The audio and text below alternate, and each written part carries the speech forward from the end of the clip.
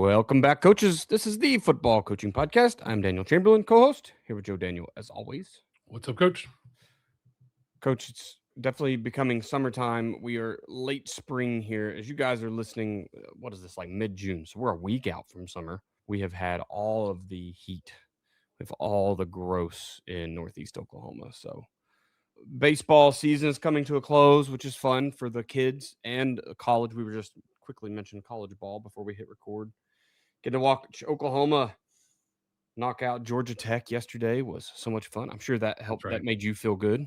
I do like that. I think the Bulldogs went ahead and made it. Florida got eliminated, so yet another rivals not going to super regionals. Yep. Man, it's a time of parity. I saw yesterday, and this I know that we'll get to the real purpose of this podcast in a moment, but NIL for the last several years has been this big discussion because, like, what's the point? The haves and have-nots are just separating further.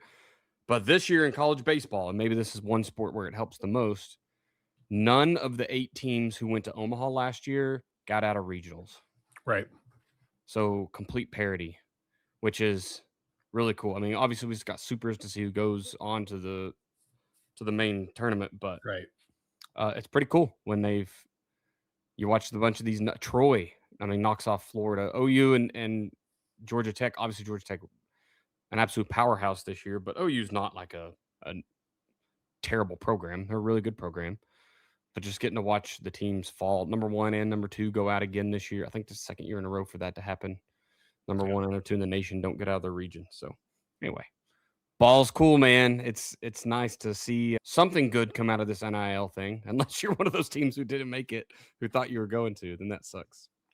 Yeah, baseball's interesting because it's, a lot of, look at the majors, it's like everybody's like, oh, the Dodgers are just going to, it's already like given, the championship to the Dodgers. And it's like, all it takes is one team to get hot for 3 or 4 games. And it's like, because you're going to lose essentially 60 games. No matter how good you are, you're going to lose 50. Even if you're phenomenal, you're going to lose 50. Like, that'd be incredible. Right. So it's like, baseball is a sport where, basketball has more upsets. Obviously, football is a little bit more, there's still upsets, but like basketball, a team can just get hot on, threes in the tournament and just start draining threes and be in the zone. And it's like, all of a sudden, top team is out. Football is a little bit more like, it doesn't feel like you can just, you almost need the other team to just have a bad day. Right. But baseball is like, it can just be a day. Like, it's just not like not like anybody's doing anything wrong. It's just like, it's a day. You lose a game. It's like, yeah. So different. I love it. Different deal. I know the OU game yesterday. We tuned in. I tuned in the first. Their ace started, and I think he lasted 4 batters, and he got pulled in the first. Didn't record a single out. And you're like, oh crap, here we go. You know what I mean? But right, yeah. Because once again, other guys just had better days than the Tech team. So anyway, it's good stuff. Power minute, real quick, as we go through. We're talking priorities pyramid today. If you haven't heard about the priorities pyramid, what's kind of hard to say. Great episode to listen to. We are talking character development, culture, maybe some, because it will change your culture as kids become better humans. But this isn't like, hey, we're going to change your culture overnight kind of podcast today. So we're going to talk about what it means to build character. How does the priorities pyramid help build character in your program? And then teaching players to use this thing on their own, because that's, you want them to be autonomous in it. So you don't have to be there all the time. Last week, we talked about preparing for your week 1 opponent. Great one to get into, especially you're approaching 7-on-7. If you're going to any team camp still, I think most people are going to be done with those probably by the time this comes out. But as you're kind of looking to schedule those things and script them out, what do you need to really have installed for week 1 opponent? And where can you get a step ahead now? And then next week, it's on to umbrella run fits principle, which will be, as we continue the seasons, we've really kind of got back to the basics on a lot of stuff, talking principles, levers, pillars, whatever you want to call it in your systems. Umbrella run fits is probably the biggest one in the JDFB defensive universe. So it'll be another good one to turn into next week. Quick one, real quick. If this conversation's helped your staff this summer, please do share the episode and bring another coach into the fold. We're always looking to share the knowledge. So shoot out a link, shoot the podcast, wherever you listen to it. I'm sure they will too. Let's pay the bills, Joe, and we will cruise on through. Yeah, well, I'm just going to go ahead and, hope that this is done by then. I'm just finishing it up. We have a new video that is a new access for you, free, called Three Linebacker Quick Fixes to get your linebackers playing faster.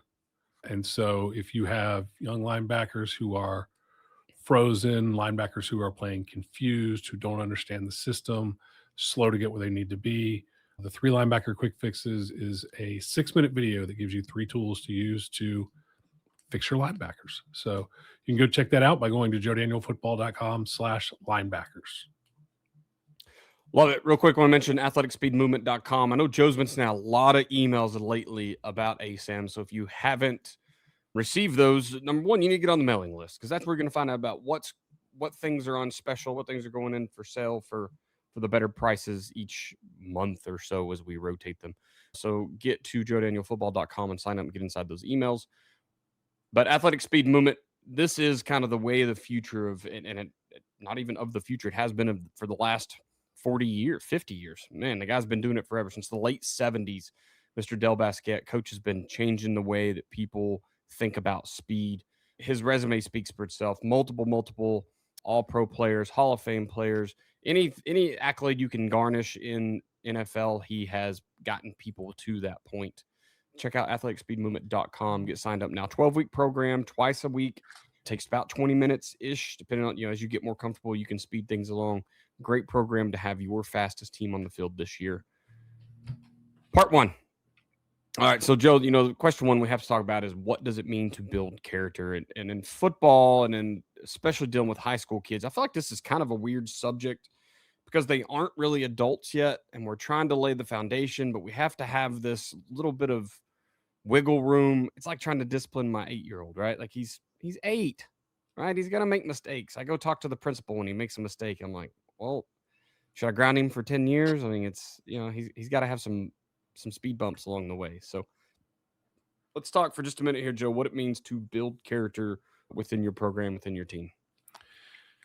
Yeah, I've seen a lot of things, and I've participated in things where we're trying to, character education, and there's lots of things and ideas of reading, a story, or, explaining something about character every day, and just having little daily character lessons or weekly character lessons and character education classes. I know everybody's tried everything from character education, leadership building, leadership training. We've, lots and lots of those things with varying levels of success, but usually not successful. And nothing, like you said, nothing is going to be 100% cure-all for teenage boys. Like, nothing is going to just make it so that they always make the best decisions. They are wired to test and try, and and that's okay. Like, to an extent, within reason, that's okay. They probably should be. So I think, as much as anything, when you're talking about character education, when we talk about it, it's like, especially with young guys, it's like, I'd be just as happy with you just recognizing, not just as happy. Like, I want you to make the right decisions, but I want you to recognize when it's a bad decision. Like, I think we have different levels of kids that cause problems, essentially, or are a problem. And, really, there's 3 levels. There's the kids who don't cause a lot of problems. They tend to make good decisions. Whether it is their upbringing, their family, or just the way that they're wired, whatever it is, they tend to make good decisions, do the right things. They're on the right track. Occasionally they mess up, but we're human. There's kids who have learned right and wrong and generally know the right decision, but they don't always make it. And then there's kids who just flat out don't know. And even then, it's like, they refuse to recognize that that it is their fault. We talk about extreme ownership. Obviously at the far end of character to me is extreme ownership, is taking responsibility for everything. But that is called extreme ownership because it's extreme, right? You're like instilling that in your players is a nice idea. It's more about instilling the concepts for your players. So extreme ownership is one version of building character. If you could get your players to always, always, always take full responsibility for everything that happens, that'd be great, but it's probably not happening. But we have these kids that are on the other end, and you don't have to dig very far. A lot of times you find out that their parents have always made excuses for them. Their parents make excuses for themselves. That to me is the big lack of character. We've had my head coach that I worked for years, friend of mine. He's a BCD, no blame, no complain, no deflection or whatever. Like it's you don't blame other people. I just blanked out on it. But we talk about when you're pointing your finger, there's 3 more pointing back at you. All these kinds of things that we talk about. And like to me, ultimately, and you have a different view. To me, ultimately, the biggest thing that you can do that would build character is for kids to understand right from wrong, not just in a, murder is wrong, stealing is wrong. That's one thing. But, not just 10 commandments type stuff, but like let's talk about like the right decision, because there's conflicts. There's this, this is right in some situations and wrong in others. It's like when we get on the kids about, hey, there's a time to goof around and there's a time to be serious. It's like it's not wrong to goof around, but now isn't that time. That's the framework. That's what you got to establish. Is like and that's part of our own discipline and our practice planning and establishing that with our kids. That's not necessarily, what we're talking about today, but character, when I think about character and what's the easiest way to describe character, it's like they know how to make the right decisions. And so we have those kids that come in that way. We have the kids who come in knowing the right decision, but not making it. What they need to understand is the impact. And some of them are psychopaths, and the impact doesn't matter to them. Right. It just doesn't matter. Right. It's just like, but we can try. Some of them just will never. I mean, they're just humans. They're humans. They're not all. This isn't going to fix everything. But so they need to understand how their decisions are impacting others. And then maybe that will help them make more right decision. Again, they know the right decision, but they're not making it. And then we have the ones who do not take responsibility for anything, who do not ever to them, every decision is the right decision.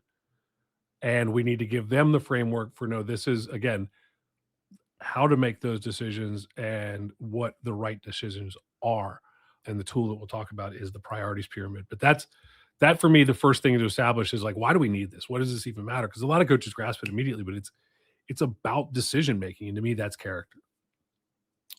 Character is one of those things. It's so hard because you've got to wait on the kid to mature, right? If they don't have the maturity, I mentioned Beckett earlier, right? And he said he may be able to hear me talking right now. He's summertime. He's just chilling. Sure. He doesn't yet comprehend, and some of our football players in the varsity level may not either. But if he doesn't go to practice and do the drill, he misses a ball on game day, and now it rolls to the fence, and they score 3 runs, or maybe 1 run. If he doesn't do a pop fly drill so he can take a ball out of the air and make an out, that's bases we're giving away, which affects everyone else, right? And the team, yeah, cool. It's a game. It's gonna give up points, but we play with 10 kids on the field because that's what 8U baseball does. But there's 9 other kids and 13 total on the roster that need Beckett to make that catch or make that play. Otherwise, all of their practice is kind of out the window, right? Right. So making the right decision, go out and doing your part. I've always called this like the social contract. You owe, just by being born and getting to breathe the oxygen that's allowed here on Earth, you owe a certain amount of stuff to the rest of us. I generally take this in like, don't wear crappy clothes out in public. Don't be obese and eat up all of our funds and make insurance expensive for everyone. Like there's some that are quite extreme, but there's kind of a social contract when you join a team that I'm going to do whatever it is to better this team, right? But Beckett's not old enough yet to completely understand that. I've told him, he goes, okay, I get it, Dad. I get it. Those kids need me to practice. That doesn't do anything at practice time, though. It's still, you know what I mean? He still flips the switch back to like immaturity where he doesn't care as much. So, I think that's what we struggle with these kids is you're trying to build character. We do kind of run out of tools because at some point they just have to be mature enough to go, yeah, that was my fault. Or, hey, I've got to turn this paper in so I don't miss the game Friday, or, whatever the list of things are. And it's the only tool that we have in general outside of football and other places that are trying to help us. And, it can be your parents, your church, your football team, your teachers. There's a lot of people that are trying to do something, but ultimately most of that teaching is not necessarily in a framework like this. And so the only way that we learn is by making those mistakes. And as a football coach, especially at a high level as a high level varsity head coach, you talk about impacting people, and your players never think about this, by the way, very, very, very rarely. That's your job. Like, you can't get hired, you can't get fired as the head football coach because your kids don't come to practice and keep your teaching. Like, technically your job is as a teacher, right? A lot of places, most places. But if those kids won't do what you're asking them to do and don't make good decisions and don't come to practice, and you end up having to find a new job, and you end up having to move your family maybe, and you end up having, it's impactful. And so to everyone around you, the defensive coordinator doesn't get the good resume that he can go get a better job, go get a better, get his dream job, all these things.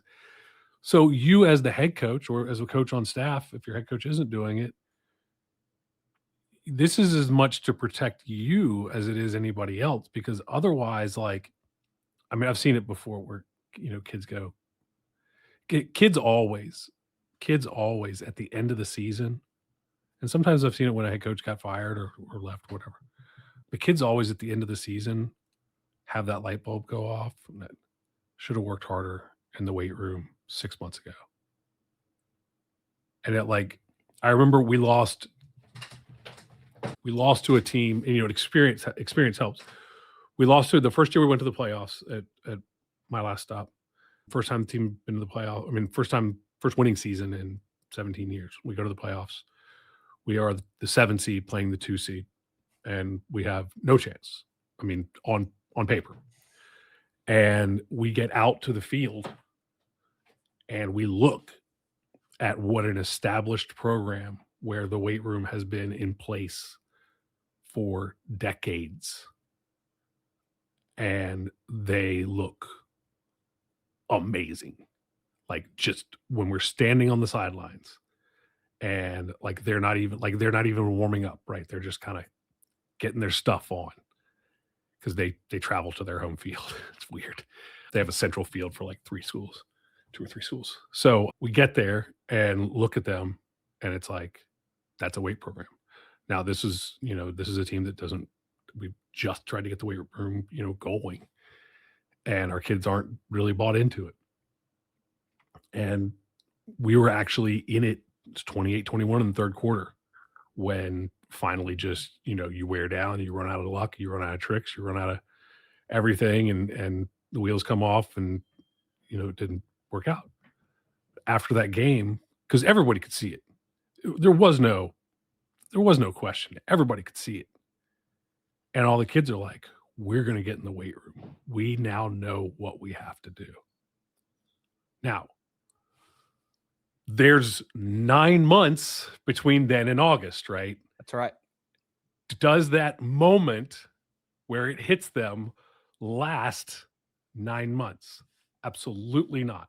We were better at getting into the weight room, but we didn't look, obviously some of those kids have been lifting for, 5-6 years and really well established, but we had a better off season in the weight room. But that's normally, that's the teacher is experience is, and when they realize it, it's too late.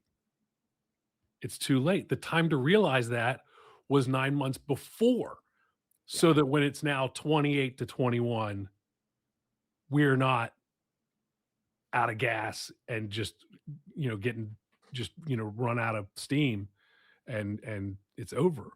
Like, that was not the time to realize it. The time to realize it was a year before, 2 years before.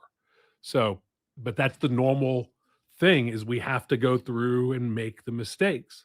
And so getting a framework in place can help to make some of those decisions better in the moment, rather than it all being, reflecting back. For sure. And the other thing is, not everybody, coaches, we generally do, some of us, most of us reflect back. Although I will say that the thing that we suck at, a lot of coaches skip right past self-scouting. That's your reflection. That's what you should be doing, which we teach in the Game Film Masterclass, by the way. But, reflecting back, not everybody does that. We generally, as coaches, do a lot of replaying the game. We don't always replay it exactly as it happened, but we at least reflect back on what could have been better. We don't always make the right decisions off of that reflection, but not everybody reflects back. Like, that's not a just, God-given, everybody looks back and goes, how could I have made a better decision there? How can, that's the learning process that not everybody has. As we're talking here, we'll jump into part 2 and just, number one, we got to talk about what is the priorities pyramid and go through it in detail so that people have a good understanding, good grasp of what it is. But then how does it help us to build character in our program? So the priorities pyramid came from Chris Zablocki, who was a JDFB member years ago and came on the podcast. And so you can get the horse's mouth version either going back into the podcast archives, and I don't exactly know what episode, but if you search for Zablocki, it's what it sounds like, surprisingly, Zablocki. Chris is actually, I've been in contact with him recently. I should have gotten in touch with him to get on this episode. But Chris came on and explained the podcast way back in the archives, and also did a web clinic for JDFB, which, if you are a platinum member, you will find that I believe in the resources folder, JDFB platinum.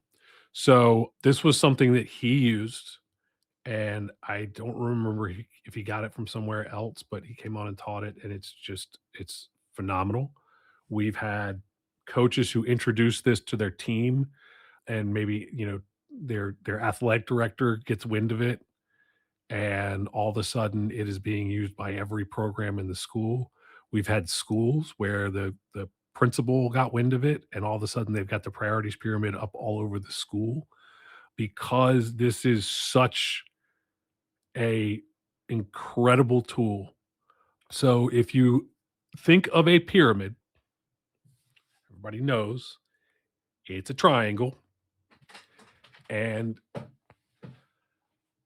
I haven't quite gotten this one down, because the pyramid part of it is like, in theory, if I'm thinking of a pyramid, this is let me sidetrack on my pyramid theory. In theory, in the pyramid, I think your most important is at the top, but not necessarily your least important is at the bottom. It's the one you do the most. And so most of our decisions are, because the pyramid goes, I'll go through the pyramid, the bottom of the pyramid is self. And I think I think the one thing that I would make sure of when I do this is, in the future, is it's not bad to be, quote unquote, selfish.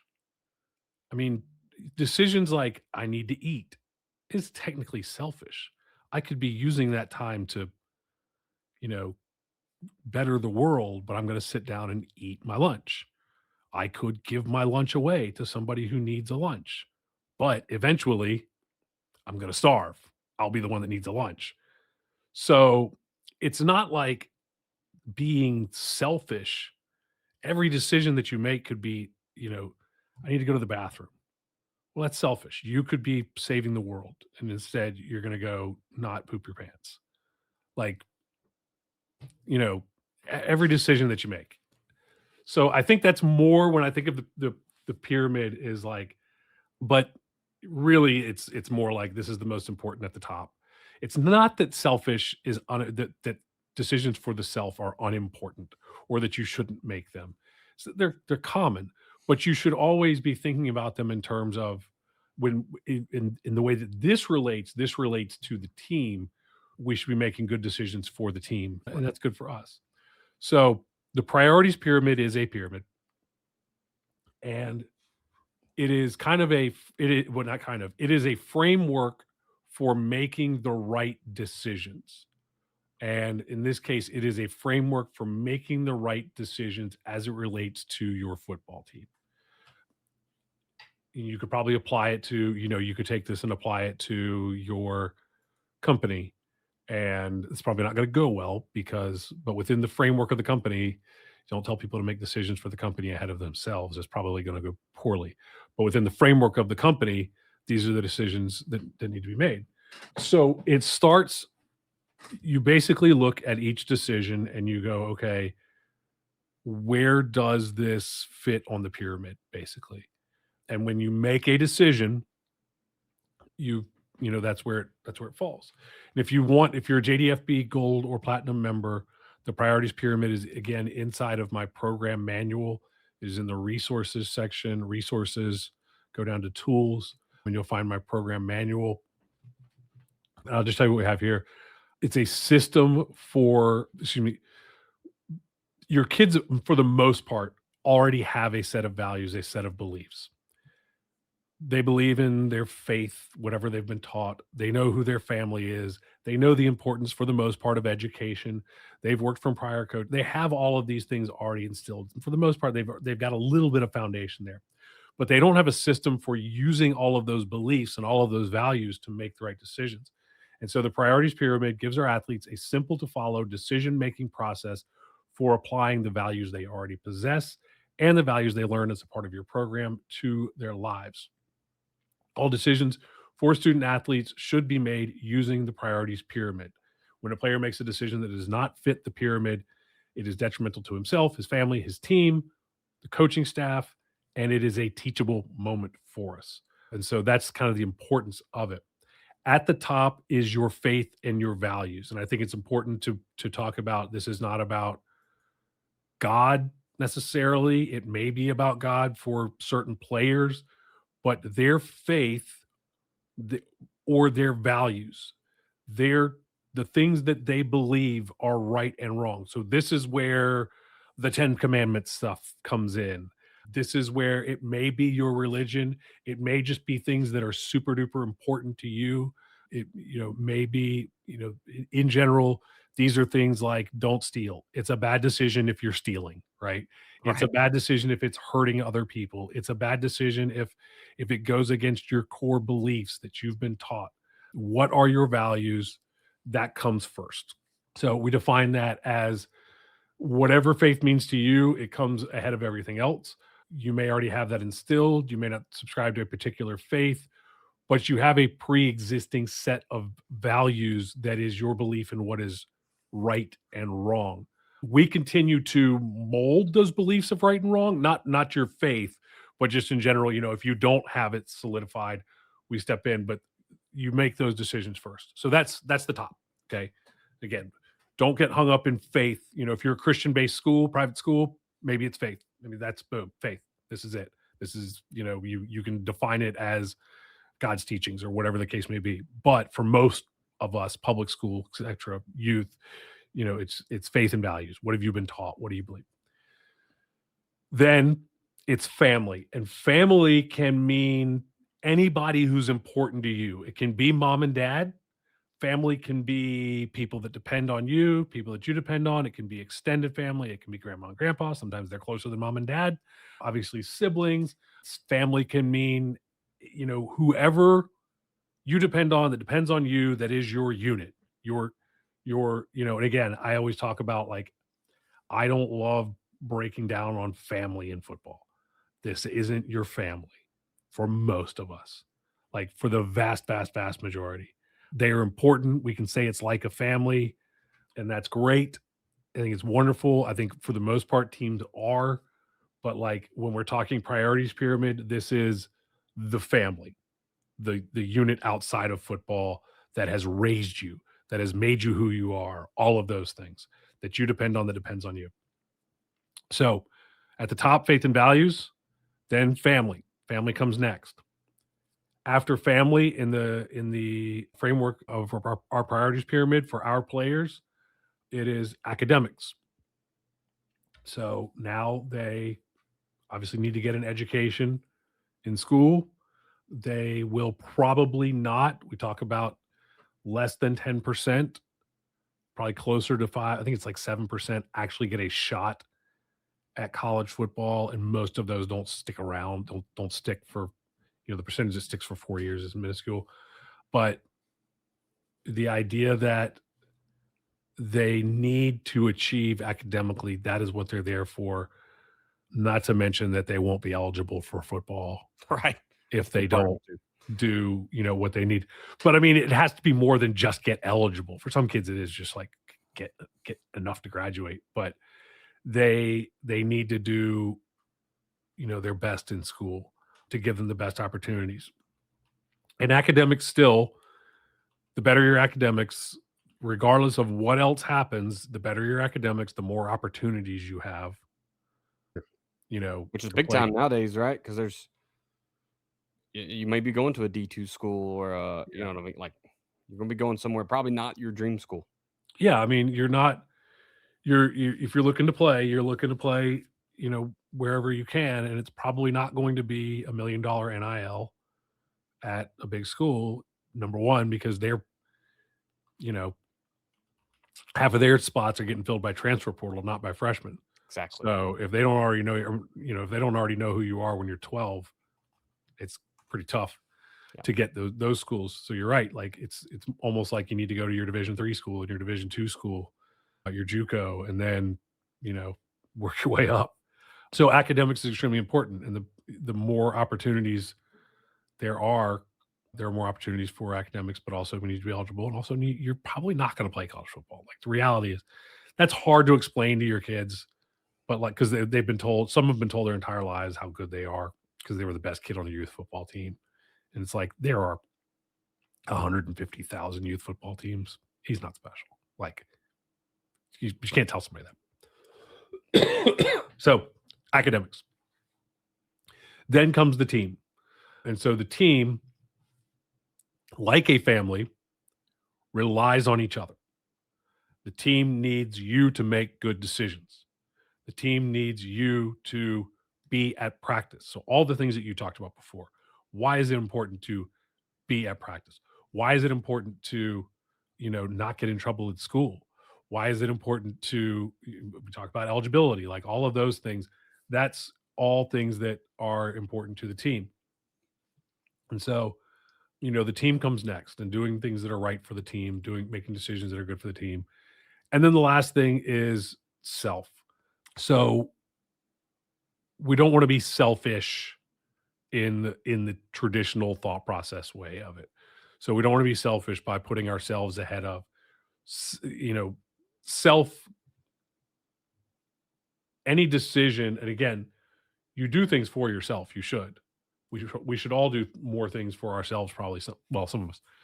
Being selfish is when you put yourself and decisions for yourself ahead of anyone else that you have a commitment to.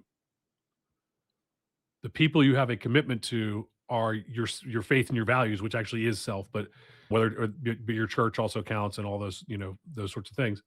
Your family, your academics, your football team. You have a commitment to all of those. You have a commitment to your value structure. You have a commitment to your family. You have a commitment to academics because you are in school. It is essentially your job. You may have a job, and that's kind of where that falls in if it's more important, right? So if you have a job, so there's always like sliding scales here. If you have a job because you want to get money to buy fun stuff, it's below the team. If you have a job because your family needs that money to pay the rent, it goes up at family, right? So having a job as a teenager is not necessarily clean, cut, and dry. As an adult, your job comes, that you got to take care of your family. Now you may have to take care. I would plug your job into where academics is, Yeah. because like I would still leave my job because if my job said we need you to be at work, and I said, well, my kid is sick in the hospital and I need to be there, and they said, well, if you go to the hospital, you're fired. I'm leaving the job. Adios, dude. Right. So family comes before the job, but the job is obviously extremely important for the family. So at the bottom is self. And at that point, as long as, and we say this, as long as the decision does not impact your faith and values, your family, your academics, your team, do whatever you want. Do whatever. But if you decide to go out drinking and drive, well, is that, the potential? Obviously, it may have an impact on your faith. That may not be something that your faith is good with. Obviously, you could very much impact your family. You could let them down, very much so.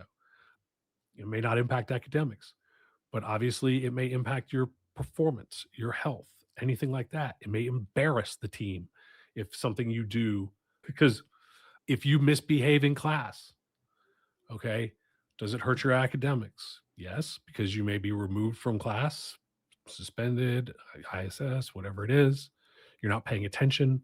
It impacts academics. But, then the next thing is it's embarrassing for you may lose playing time because you're in detention and or you get suspended and you're not allowed to play on Friday. That impacts the team.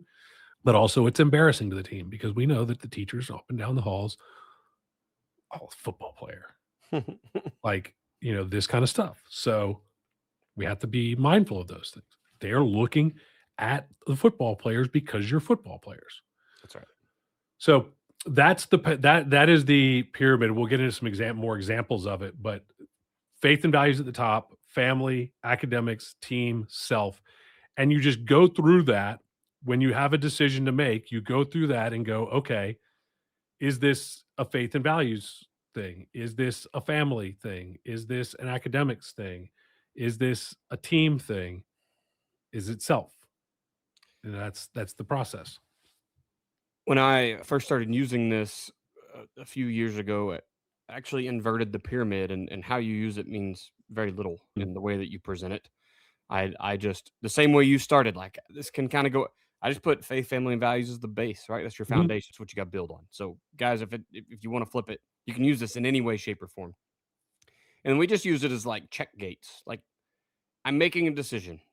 I had 3 beers. I got to get home. You're not going to think about it 3 beers in, probably, but let's, it's a pretty good example. And then, does this hurt? It says Old Oklahoma beers. Yes, 3% exactly. beers, 3 yeah. beers, it's fine. Back in the day beers, right? Those poor 3 2s.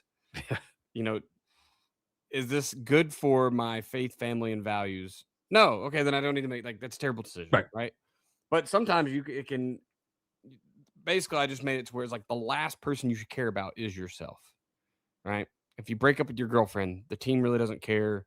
Doesn't primarily. Now there's tertiary effects in order here, but primary effects are not that it hurts your faith, family, or values. It doesn't hurt your academics. It doesn't hurt the team. That's a self decision, right? So you can put more weight on these decisions that are going to affect more people. So I love the way you explained it too. It's just, I think it's something that I really started liking after I saw it in your program manual and had built it out. once again, just modified it a little bit to fit how I liked it. When it does come to helping build character, I think it's just giving those kids a tool to have something to check against. Look, if I want to know if my 40 time is fast, there's a Google it, right? Is this fast time? Yes. Is my bench press good for my age and my position group and all? Yes or no. Yeah, whatever. I can look up guides, I can look up matrices, I can look all these things that will tell me all these decisions in life or all these measurables in life, whether they're good or not. But decisions is kind of weird. There's not really a tool out there that's like how to make good decisions, right? Should I buy a new car or a 5-year-old car? Well, there's a lot of variables. It isn't just as easy as, well, it's cheaper to buy an old car. Well, it may be up front. So you got to put a transmission in it and you got no warranty. Then you should have bought the new car, right? So there's lots of things out there we don't have tools for, and making decisions, especially as a young child or even a high school kid. Sometimes it's something we fail to teach, but man, are we, I don't want to say judgmental, but we definitely discipline kids based on these decisions they're making. So we are trying to teach them, but sometimes it's a little late. You want to get more reaction or, get ahead of the game. All right, jump to the third part here, Joe, and kind of teaching your players. So how do you personally go about teaching your players to use this as a tool on their own? So the first thing that you want to do is, present the pyramid, and these are the things. And then you just want to start you want to give them some examples, and every opportunity that you get is a teachable moment. Every opportunity, good or bad, you want to make sure to go through this. So the best example is the first example that I think is one that Chris Zablocki on the podcast gave, when somebody, the first question was, what do you do if this backs you in a corner?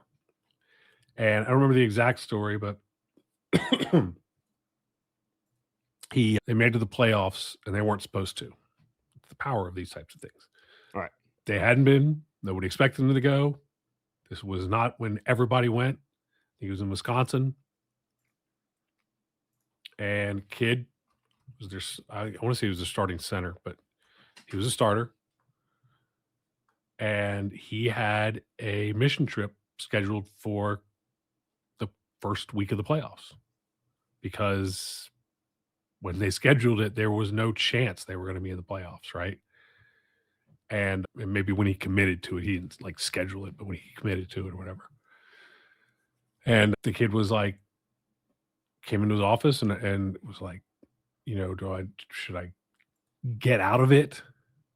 You can always say, never mind. Right.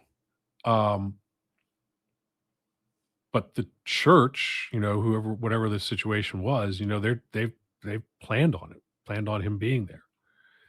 And Chris had to say, look, this is let's put this on the priorities pyramid: faith, family, academics, team, self. I mean, faith, like, there it is at the top. Like, this is more important than team. So we're going to miss you, but you're going on this mission trip, and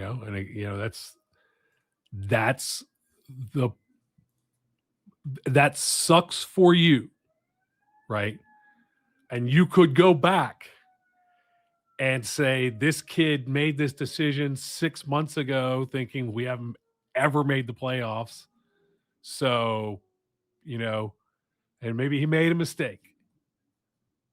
But whatever that mistake was made, that's where we're at now. I had a kid who his family, mom, it was basically mom. He was a junior.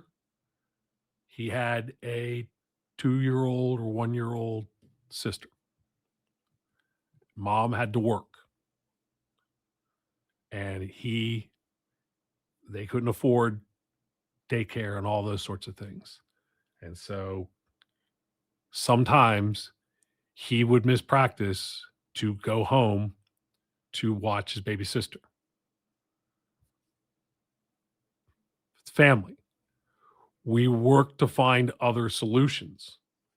We'll talk to mom. What else is available? How can we help? How can we find other solutions? But sometimes this is the deal. So family came first. I will say the one that sucks with family is mom, dad aren't always good decision makers. But if mom or dad makes the decision, not child, mom says this is what we're doing. I mean, essentially, mom says, I'm not allowed to go to practice today because XYZ. That's not a selfish decision. That's a family decision. And on the priorities pyramid. So don't teach this to the parents. Tell them you're teaching them how to be. So most of them will get it. No ammo for the parents.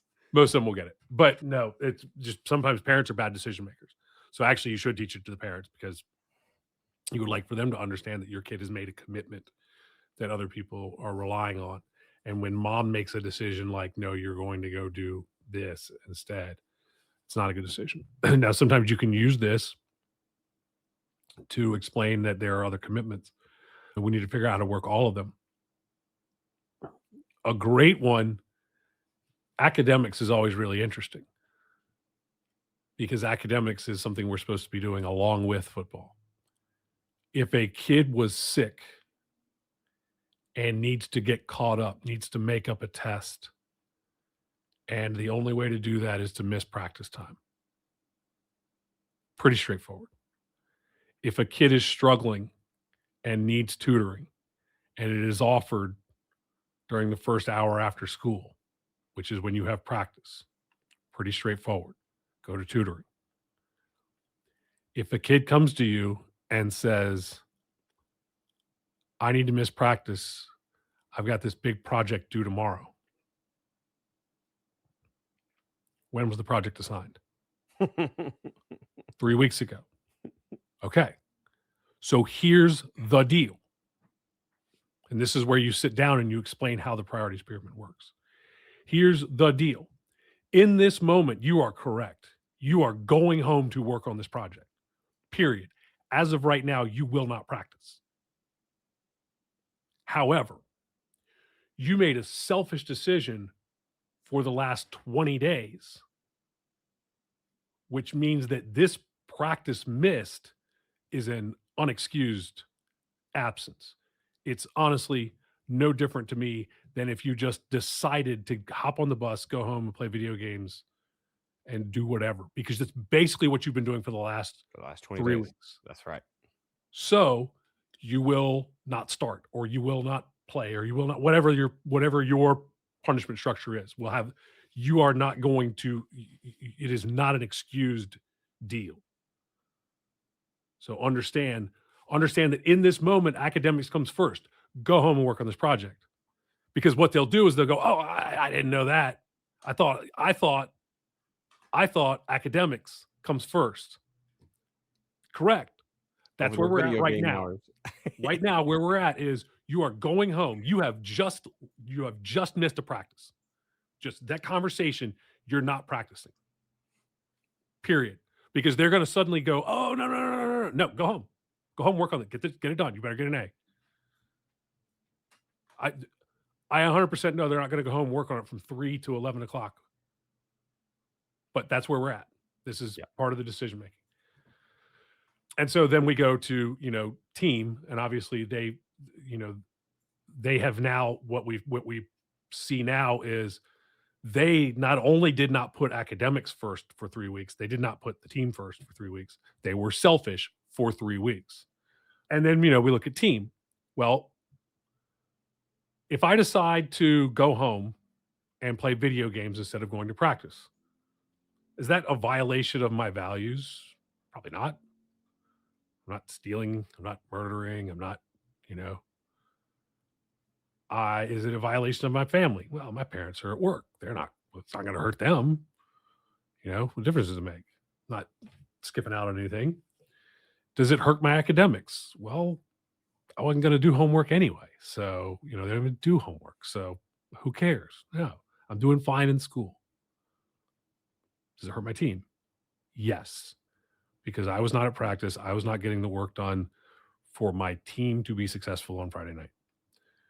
And so when I make that decision, it is a selfish decision. Yeah. And then you look at everything else. You look at, what if I, you know, decide to play video games all day on Saturday? I, you know, I'm not missing anything with church or not hurting anybody. As long as my family doesn't need me to do anything to help around, as long as I don't have academic work that needs to be done on Saturday, as long as my football team doesn't have anything planned on Saturday, like, yeah, I could do a little more work for football or I could do something, but like, that's a, it's not a bad selfish decision. It's like, that's the time to do it. It's like dads, we play video games, but we do it at night. That's right. After it's all over, like after work's done, after kids are in bed, everything's taken care of. That's when we play video games. That's not a selfish decision. That's when we can do it. I think this does. You have to keep the accountability here because I love your example of like, hey, this project has been assigned for 3 weeks, but by God, right now today, academics over football, right? Like I'm supposed to go home and do this, and that's 100% correct. But we have to look at those everyday decisions. Yes. Like I said earlier, right? It's almost like a gate. You gotta does this. If I go home and play video games right now, am I screwing anything up in the next month over the team, my academics, faith, family, values? And so getting kids to start recognizing, and you started the whole podcast with this, get them to recognize what those decisions do to other people is huge. And accountability is a huge piece, but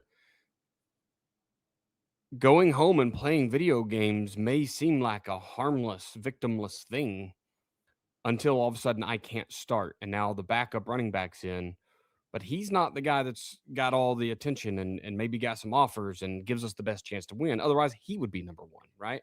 And so your weeks of just going home playing video games have accumulated to now you have hurt the team. You did all your workouts, you did everything football you were supposed to do, but you didn't take care of this one academic thing. And that's how you have to teach kids to use it.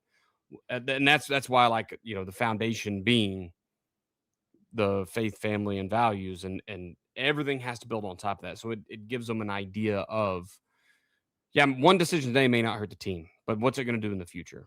Does it crack the foundation? Can I stop now? I can't build on it anymore because of a decision I'm making today. With any tool, man, it just takes repetition. Kids aren't going to understand it when you get started. Yeah, every decision They're going to screw up. But if you'll stay just like anything else in your culture, right? If it's a place where, and I know that like signs on the wall aren't culture, but if it's a reminder for you to talk about culture and live culture and be positive all the time, then absolutely they are culture. So if that's what it takes is framing it, put it on your desk, and you can take it out and don't make me tap the sign, right? Like, where does this decision fit? Are you making the best decision? You're leaving. It's Friday night after a big loss. You're emotionally upset. Don't go do anything stupid. Or maybe it's a big win and you're emotionally excited. Don't go make any stupid decisions because we have a lot of football left to be played. You got a lot of your academic career. You have family. Someday, anything you do tonight can kind of come back and hurt you. So just make good decisions for those in the long run as well. Yeah, we talk about this is another thing where it's important because you're giving each individual player, the players are getting the priorities pyramid and they're getting a framework, and some of them will grasp it faster. You need to have these conversations with your players. You need to be talking about it. It needs to become part of the things that you say. So when a kid makes a good decision, talk about it with the team. This was what happened, and you want your players to share these things with you and to talk about it with you. And kid makes a good decision, and we want to say to the team, like, hey, a lot of times, like if it's one of your better players and they're not at practice, it's very obvious they're not at practice. And a lot of people may know, but you want to make sure to point out to the team, this is why they're not at practice, and this is why it's the right decision. This is why it's the right thing to do. Mom is in the hospital. They went to go be with their mom. That's why they're not here. We talked about the priorities pyramid. Maybe he wanted to be at practice, or he wasn't sure. And we talked about the priorities pyramid, and that's why he's not here. His mom's in the hospital. He's your teammate, all those things. So burying his ferret. If you got a pet ferret, it died, got to bury it. Got to bury it. The thing is, this framework is easy for you to have conversations with your kids, but if you use the squad leaders that we also teach at JDFB, it's in our quick start guide, in our Roadmap to Victory quick start guide, along with the priorities pyramid, along with the player creed that we talked about on a previous episode. For sure. And the squad leaders came from Rick Stewart. If you use those squad leaders where you assign 5, 6, 7, 8 kids to, your most experienced players, not captains, but I tell those squad leaders and I tell the whole team, like, your squad is to communicate, not with, we used to have, I used to, every program I've been in, if you're going to miss practice, you got to text the head coach. And the last thing you want as a head coach is to get 7 texts in a row from kids who are not going to be at practice, because you're just like, the world is crumbling around you. And you can't handle all of them and all of the things that are going on. So you teach your 6, 7, 8 trusted advisors, your squad leaders, the priorities pyramid. You teach everybody, but you make sure that you have conversations with them all the time. That's in the squad leader meetings. You're having conversations because you want that kid to come up to them in school and say, hey, I'm not going to be at practice today. Why aren't you going to be at practice today? I'm doing this, this, this, and this. Okay, let's talk priorities pyramid. You're going to be at practice today. And when that gets handled, that's when you have established character, culture, leadership, all of those things. That's why all 3 of those tools are in JDFB. You talk about wanting to establish. I have a couple coaches, one recently on one of our coach calls for new members. All new members of JDFB Gold and Platinum members have a one-on-one coach call with me where we make sure you're on the right track, answer any questions, kind of talk through things that may be confusing. And I have a lot of coaches who come in and they've just gotten a new job at a new program or whatever, or they're taking over something, or the program's a mess. And it's like, what do you want it to look like in 3 years? And it's not, I want to win a state championship. It's not, we want to be in the playoffs. It's not, we want this or that. It's like, I want this program to be established. I want this to be the machine. Yeah. Where, think about Patriots in the Belichick Brady era, where you could insert anybody onto that team and they were fine. They got booted off of other teams. They were a disaster. They were a loudmouth. They were, failing. They weren't that good. Whatever the problem was, when you inserted them into that Patriots dynasty, the machine took over and they did not have the ability to screw it up. People would say, if you let that guy into your locker room, he's going to destroy the culture. When you have the machine, they can't destroy the culture. The machine will either fix them or chew them up and spit them out. And that's the way the machine works. And for a machine to work, these frameworks, these tools, these guidelines have to be in place. Machines don't just work on like hopes and dreams and we're all good people. Like, that's where you have a very weak, you don't have a machine, you've got a culture that seems strong but is actually very weak because one person could come in and ruin it. When you have the machine, it is so much stronger.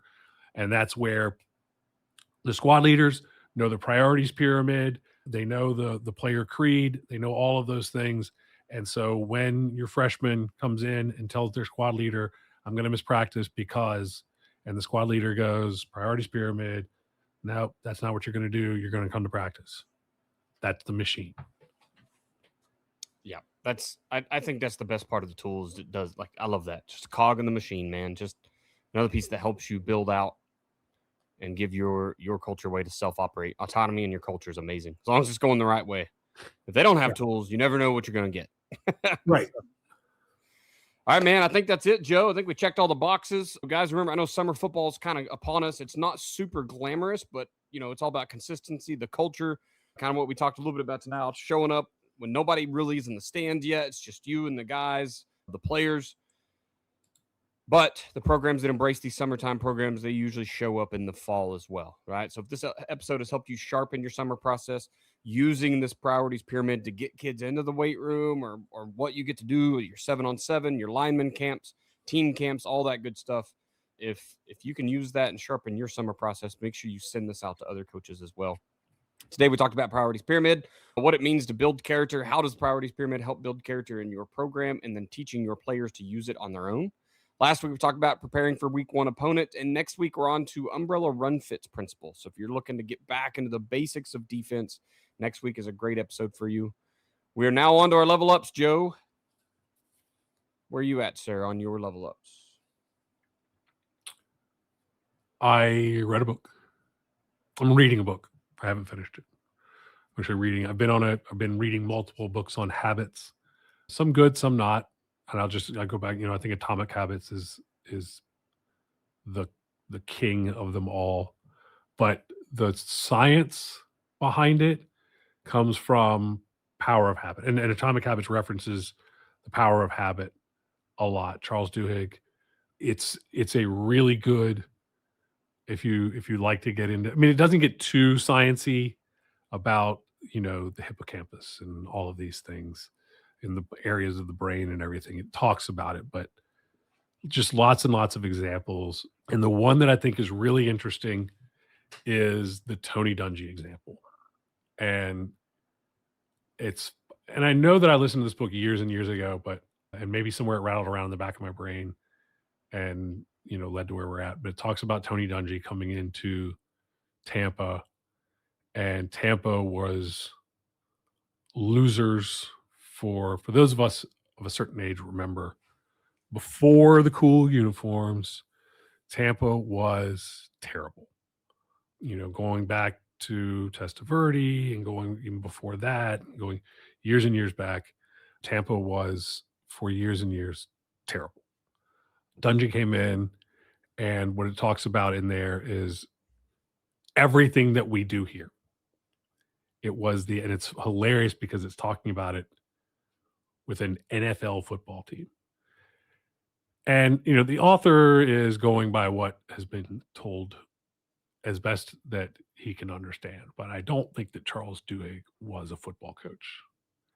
But he talks about other teams running all of these complex schemes, and Dungy basically coming in and saying everything has to become a habit. And so they are going to do very, very few things, but they are going to do those very few things without thought. And essentially that thought is when the wheels fall off.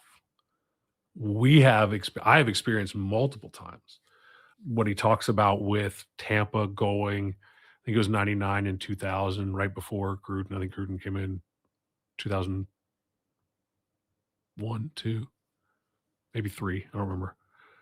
Right after Dungy left and Gruden, wins the Super Bowl with them. And everybody talks about his Dungy's team.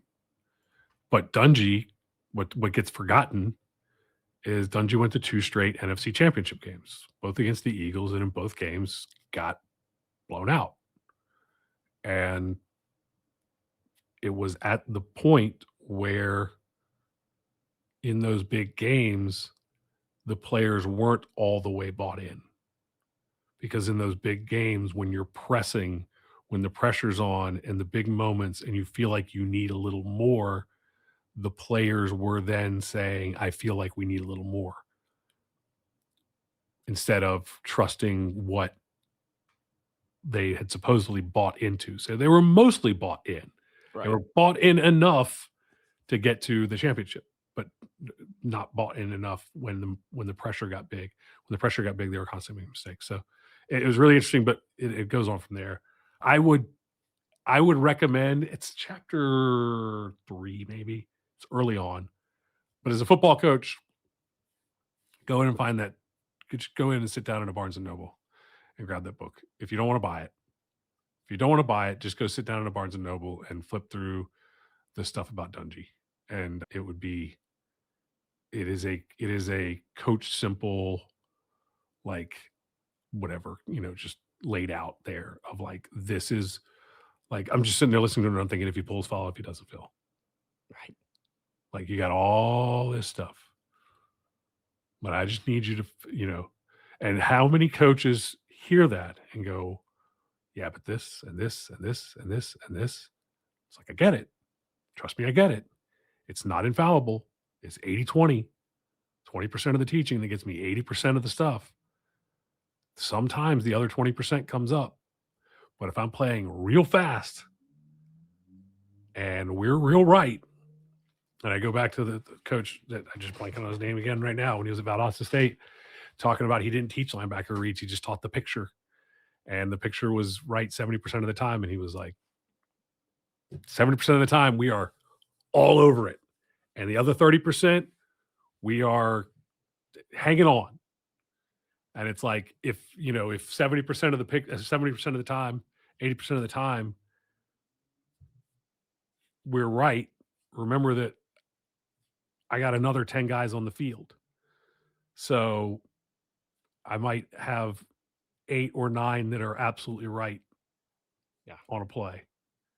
But if it's the right 8 or 9, we're going to be okay. And if we're playing fast, we're going to be even better.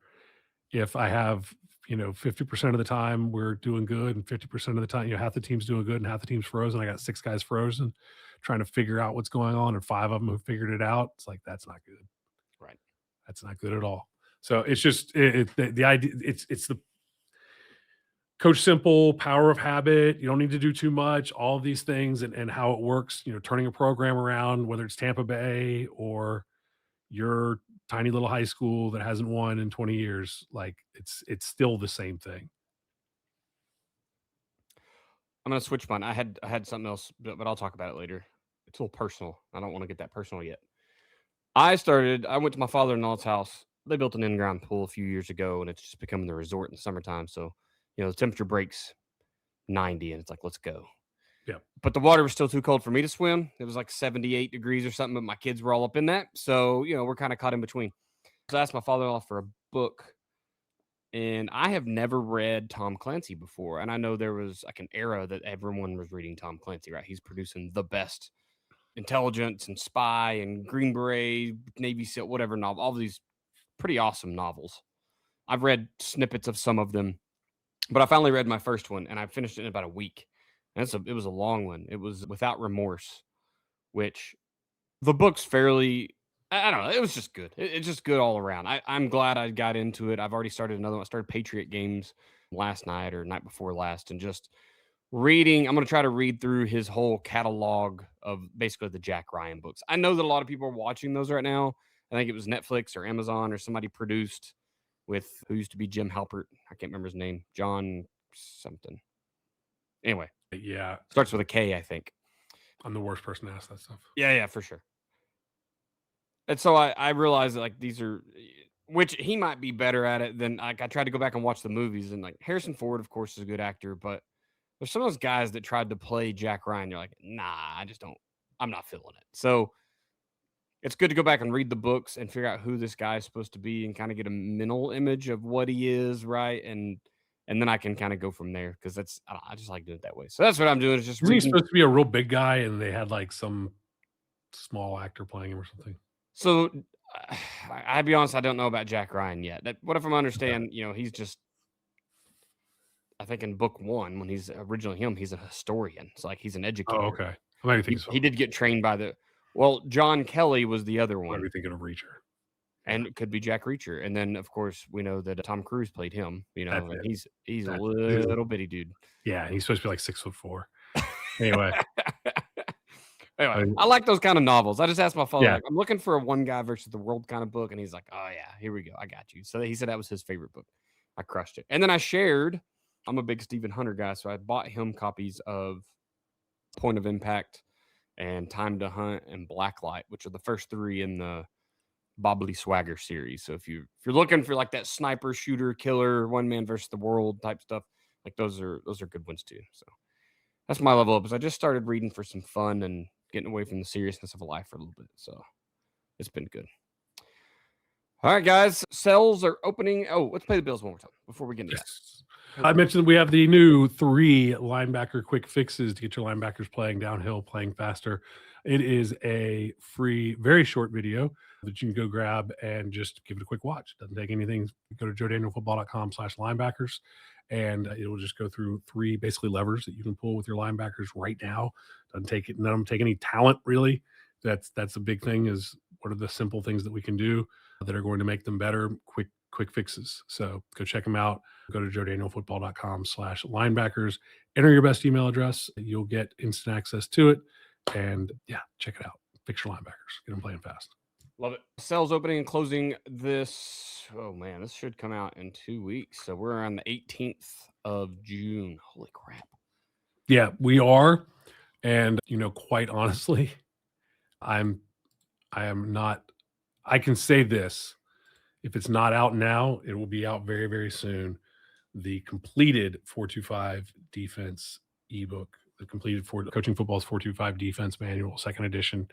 We're going to have print available, audiobook available. As of this podcast, as of recording right now, we are in the last stages of the print book before sending it off to get it set up with our self-publishing. We do self-publishing. I don't have a book publisher. But then I'll be working on the audio version of that so that podcast listener can listen to the 425 manual as well. That's awesome. So that'll all be either out now or coming very, very soon. We got some other things we're working on, but I don't want to make too many announcements, but I know we'll be doing some cool stuff coming up. Awesome. Social media wise, I'm at Coach Chambo OK on Twitter/X. You can email me at chamberlainfootballconsulting@gmail.com. I do appreciate you guys who are emailing in different things, from condolences on the job to people celebrating my daughter who should be born in from the time this comes out, I may have a daughter. I don't know. But I've already got a lot of emails just about that. So I love that you guys listen all the way through the level ups. You probably even get into this part and listen to us kind of blabber for a few minutes. But man, I really do appreciate you guys for just kind of keeping up with us. It makes me feel like kind of part of a team. So appreciate you guys. Joe, where are you at, sir? You can email Joe at joedanielfootball.com. Obviously, you can find blog posts, all the podcasts, all the freebies that we talk about are at joedanielfootball.com. And you can find, also, don't forget the podcast, which is at joedanielfootball.com/YouTube. You can watch the podcast on YouTube. So check that out as well. Good deal. Podcast at the FBCP on Twitter/X. If it's your first time listening to the Football Coaching Podcast, be sure to subscribe so you don't miss any future episodes. You can find us on your favorite podcatcher, wherever that happens to be. If you've been listening for a while, please do leave us a review so others can find it too. Thank you for listening to this episode of the Football Coaching Podcast. And remember, coach simple, play fast, win.